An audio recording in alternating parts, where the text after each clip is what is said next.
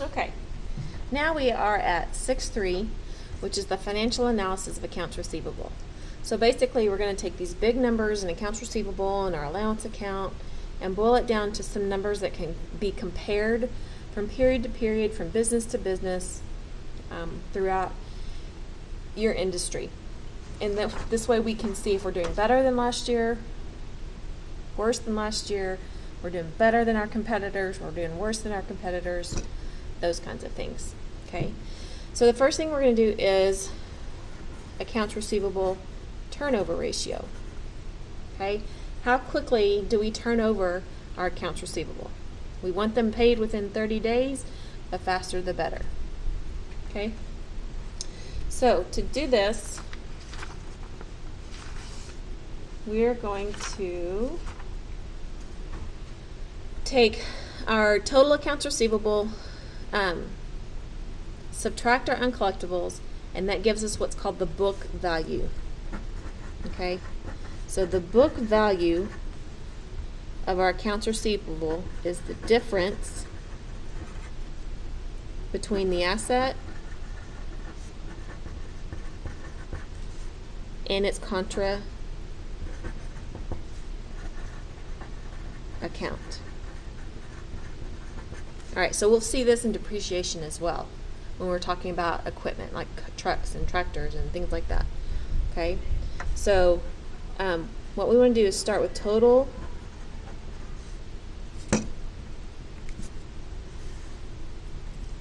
AR, okay, the beginning and the end. And the beginning total accounts receivable is given to us on January 1st as 126,468.15. Okay, and so we're going to find the difference between this and the contra, which is the allowance. The contra of accounts receivable is the allowance for uncollectible accounts. And that's given to us as 4123.27. Okay, so the difference between those is 122,344.88. And this is our book value of accounts receivable. Okay, our beginning book value on January 1st. Then at the end of the year, we have all these numbers again. So now our total accounts receivable is 135,643.58. Again, that's given to you in the book. 5754.77 is our allowance.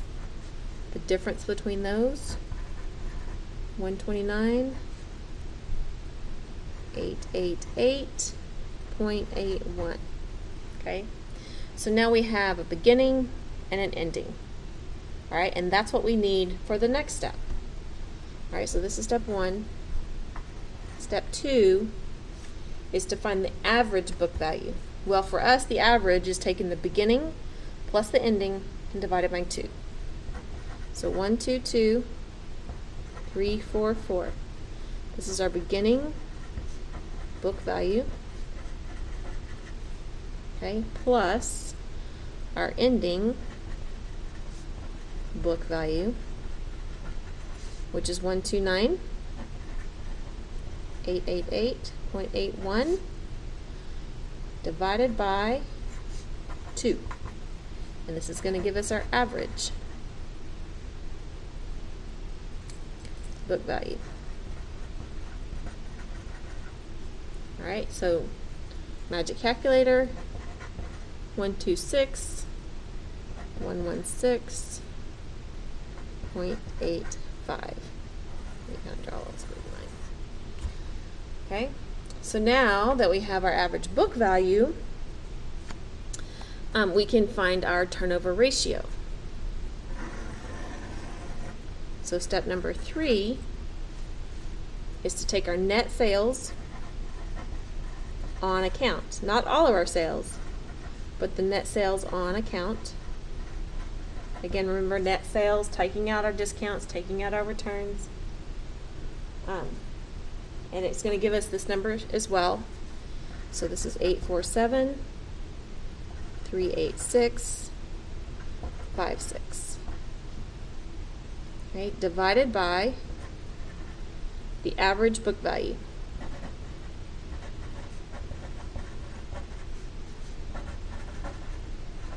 Of accounts receivable, which is right here. We found it.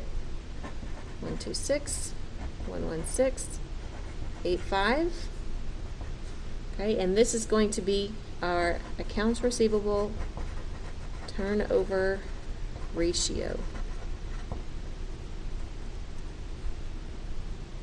Okay, and that will be 6.7. Okay, so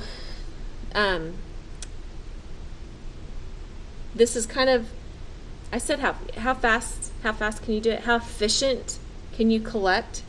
Okay, so collection efficiency. It's kind of another way to phrase that, collection efficiency. And the larger this is, it's better. The larger the better. Okay?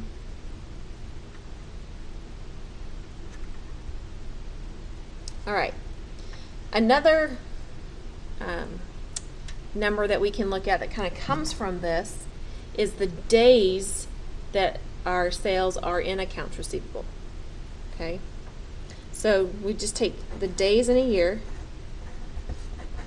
which is 365. Okay? Divided by the turnover ratio, 6.7. Okay?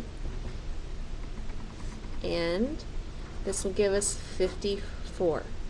So this is the number of days that our sales are in accounts receivable. For this, shorter is better. Okay, we want our accounts receivable paid within 30 days, but we're getting it paid within 54 is our average.